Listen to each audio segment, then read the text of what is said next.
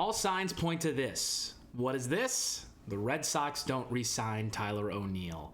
We'll break it all down in this video, and we'll start by just looking at the article that brought me to this conclusion, and from there we'll then talk about how the Red Sox move forward, talk about Tyler O'Neill's stats, the upcoming expiring contracts. Hello everyone, welcome to Red Sox Digest. I'm Evan Sharrard. Thank you for joining me again today.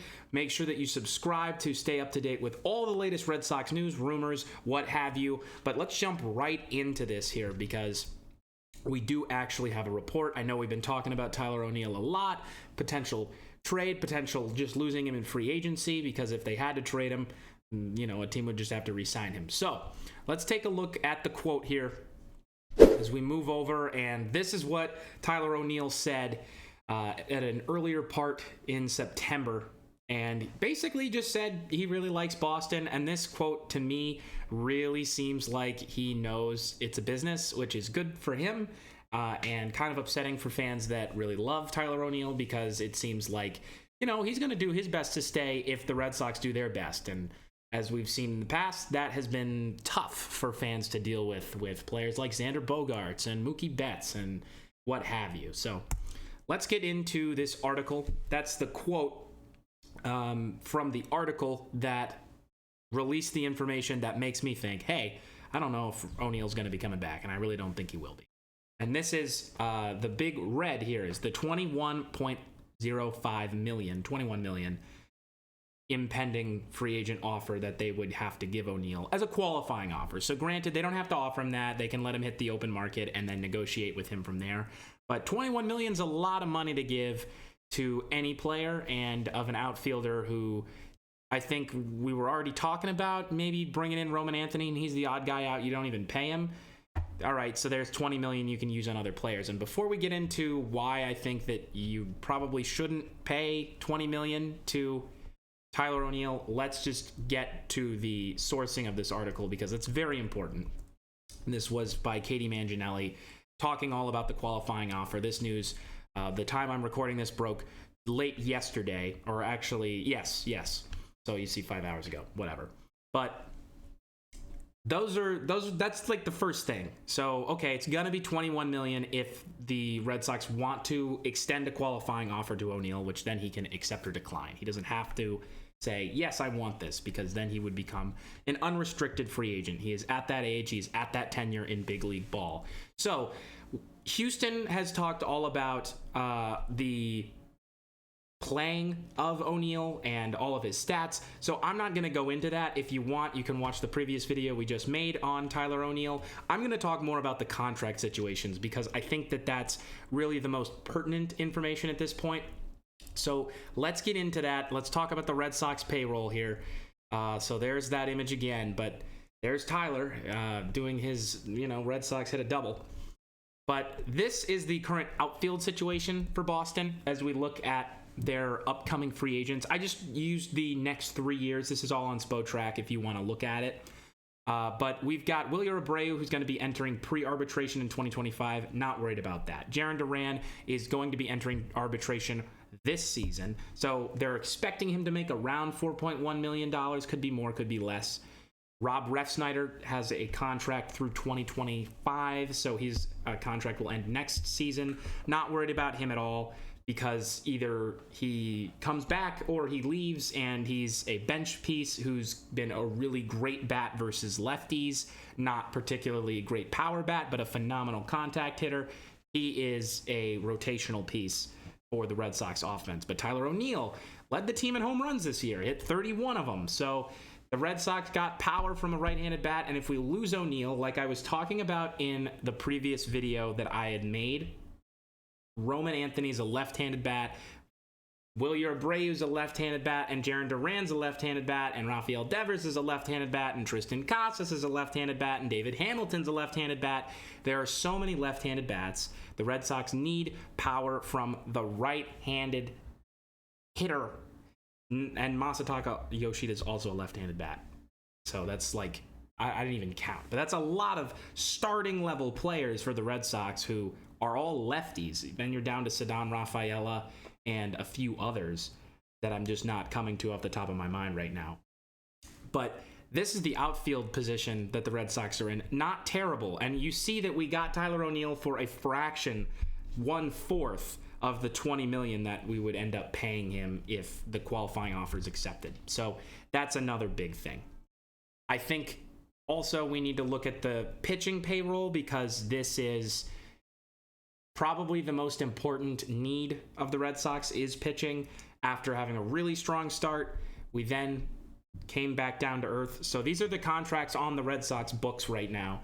And you can see that Lucas Giolito got around $18 million. He didn't play this season. He was injured the whole year. And he's going to have $19 million next season. He does have an opt-out this year, which is why that's in dark red. So we'll see whether he decides to opt out of that. I kind of don't think he will, just because he didn't play this year. And I think teams would probably not be willing to pay him as much, especially after he didn't have a season of playing. They might be scared, want to pay him less. So I expect him to stay. Nick Pivetta is going to be an unrestricted free agent this year. James Paxton is probably going to retire. Or maybe the Red Sox decide we throw a little bit of money at him, or he's just a free agent for a while. Garrett Whitlock's under a great contract situation. You need better health from him. Tanner Houck will be entering arbitration. So will Cutter Crawford. Both of those guys, I expect to get that raise that they're showing there in the 3.7, 3.8 million range.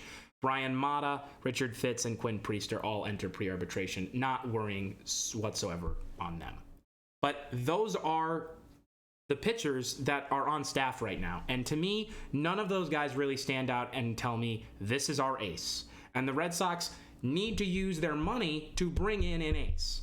And I'm saying this because Tanner Houck showcased that he could be an ace. But if you remember all of the Red Sox teams that I have seen in my lifetime win World Series, they had an ace and then they had another ace.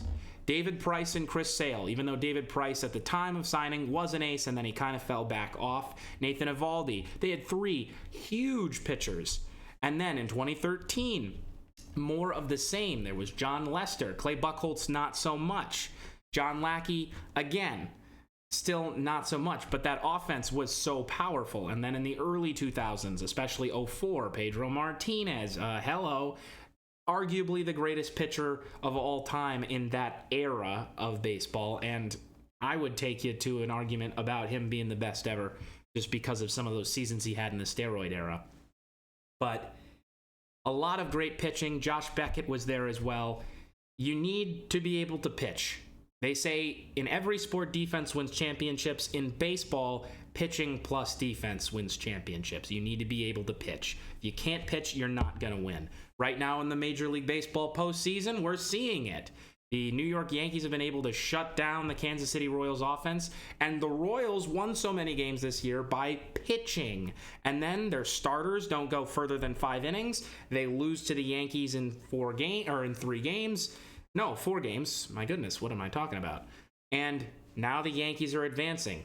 The Yankees' big worries, could they pitch? Garrett Cole puts up a 7-inning gem. They move on.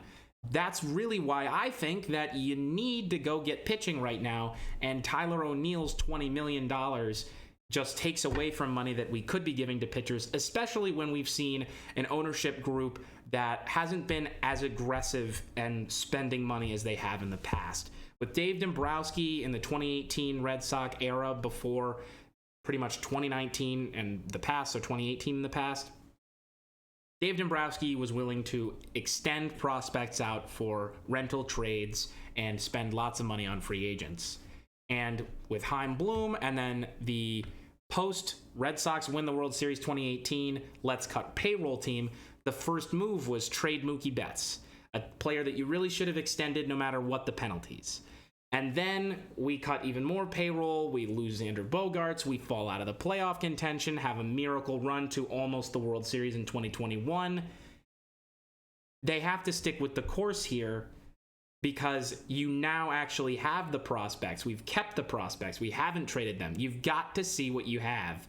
Unless you can get, as Dave Dombrowski said many years ago with the Tigers, if I can trade Miguel Cabrera for 2 Miguel Cabreras, I'll do it. Otherwise, yes, he's untouchable. Nobody is untouchable. I like that philosophy in baseball and in all sports when it comes to a trade. It is a business, and that sucks. However, the Red Sox have all these young prospects who are just a year, a few months away from coming onto the big scene, especially after we've had a year of younger players rise to the occasion with Tristan Casas and Ceddanne Rafaela both standing up, and Willie Abreu as well. Jarren Duran, you can't really count. He's in his upper 20s, but it's the same effect of a breakout. The Red Sox are close to having some homegrown talent really playing very well, and that is the Dodger-Astro model, more the Astros, to build sustained success. And that's what the Red Sox have claimed to be their goal. So I'm sorry as you're going to hear my air conditioner come on in the background. It's been off the whole time. But thankfully, we're wrapping up the video. So Tyler O'Neill wants 20, well, doesn't want, we don't know yet. But the qualifying offer is $20 million, $21 million. That's a lot of money to pay an outfielder who's had one fantastic season with the Red Sox offensively and is a great defender as well.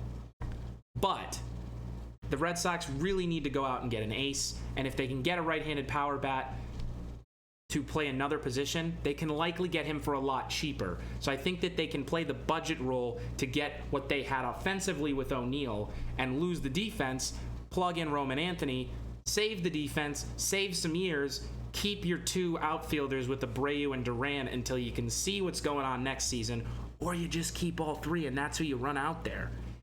And you just let O'Neill walk, as unfortunate as that may sound after the great season he had. So that's all I have for you guys today. If you want to see a little bit more about some of the pitchers I talked about the Red Sox trying to come get, you can take a look at the last video we just published. That'll talk all about how the Red Sox are, Roman Anthony's coming in, and then sort of similar on this topic, just not as much Tyler O'Neill talk, not as much contract talk on that front. But thank you all for watching. I'm Evan Sharrard. This has been Red Sox Digest. Once again, saying so long. I will see you next time.